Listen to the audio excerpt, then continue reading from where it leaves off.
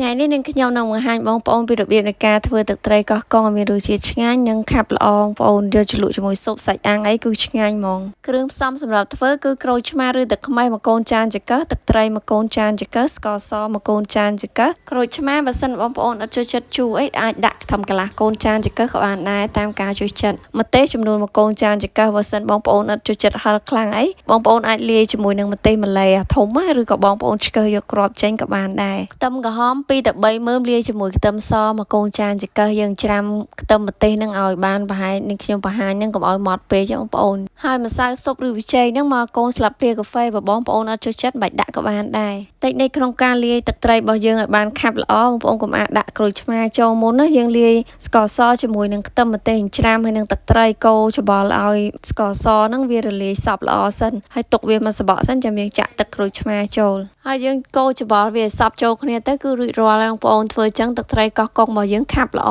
ហើយបើនិយាយពីរសជាតិវិញជូរប្រៃផ្អែមស្មើគ្នាឆ្ងាញ់ហ្មងបងប្អូនអាចសាកល្បងធ្វើបានណាធ្វើឲ្យបងប្អូនអាចច្រកទុកក្នុងទូទឹកកកទៅទុកញ៉ាំបានយូរតែទុកក្រៅក៏វាខូចដែរបងប្អូនគ្រាន់វារៀងបែកក្លិនអញ្ចឹងណាកុំភ្លេចជួយ follow page ផងដើម្បីទទួលបាននូវវីដេអូថ្មីបន្តអរគុណ